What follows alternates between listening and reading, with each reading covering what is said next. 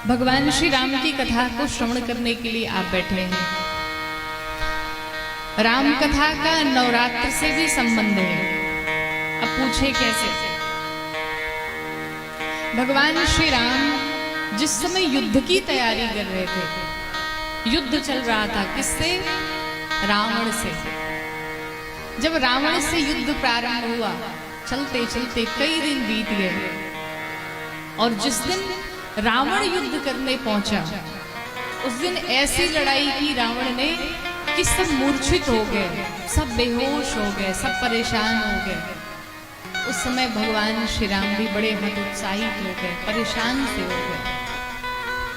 जाकर के शिविर में बड़े शांत मन से भगवान श्री राम बैठे हुए हैं। उस समय जामवंत जी आए, जो कि उस पूरी टीम में सबसे बुजुर्ग थे। तो जामवंत जी जब आए, राम जी को समझाते, राम जी क्यों परेशान हैं आप? युद्ध में सब चलता रहता है, कभी किसी का दिन होता, कभी किसी का दिन होता है। चलो कोई बात नहीं, आज रावण का दिन था तो रावण ने विजय पाई, पर निश्चित रूप से एक ना एक दिन विजय हमारी ही होगी।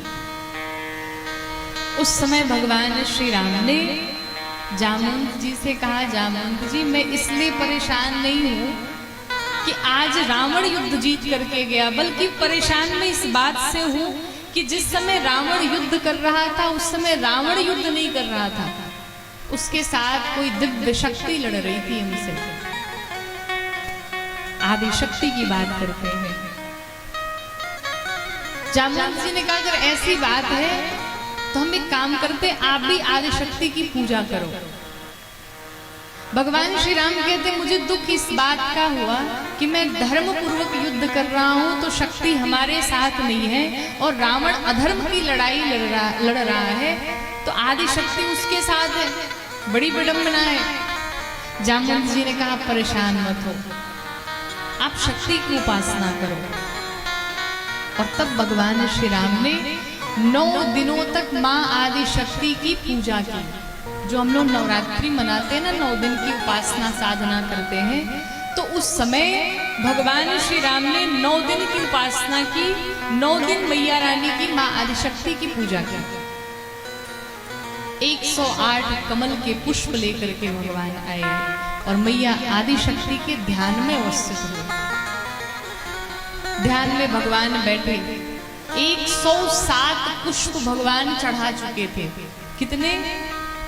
107।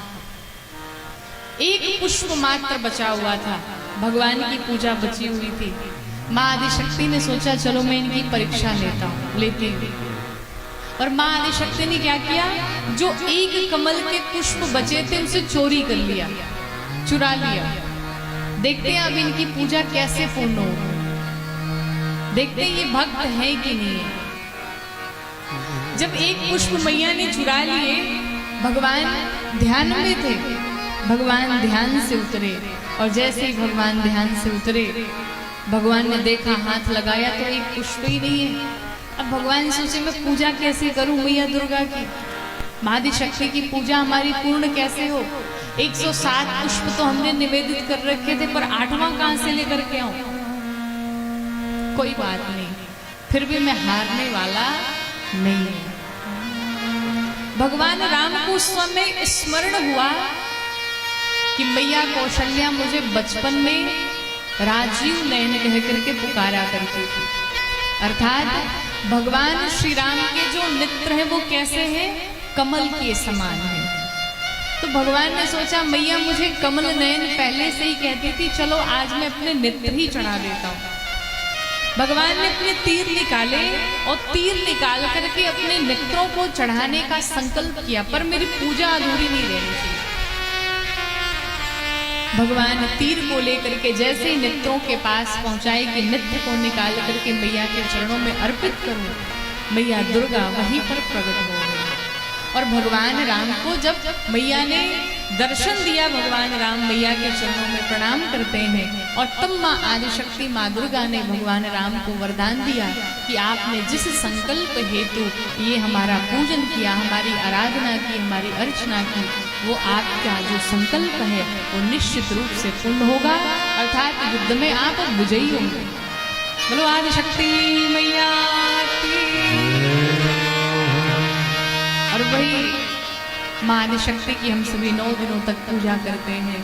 जो भी श्रद्धा से, भाव से, प्रेम से, आस्था के साथ, विश्वास के साथ माँ दुर्गा का पूजन करता है, निश्चित रूप से मैया रानी उसकी हर मनोकामना पूर्ण करती है। मैया आदिशक्ति की पूजा अर्चना तो हम करते हैं, लेकिन जो घर में हमारी आदिशक्ति मैया रहती है उन्हें बड़ा प्रताड़ित करते हैं, उनकी पूजा नहीं करते। हमारे यहाँ हमारे संस्कारों में, हमारे सनातन धर्म में 9 कन्या पूजन किया जाता है, करते हैं। 9 दिन व्रत रहने के बाद सभी अपने अपने घरों में 9 कन्या का पूजन करेंगे, लेकिन सिर्फ ये दिखावा नहीं होना चाहिए। अगर हम 9 कन्याओं का पूजन करते हैं तो हमारे भीतर वो श्रद्धा भी होनी चाहिए, विश्वास भी होना चाहिए।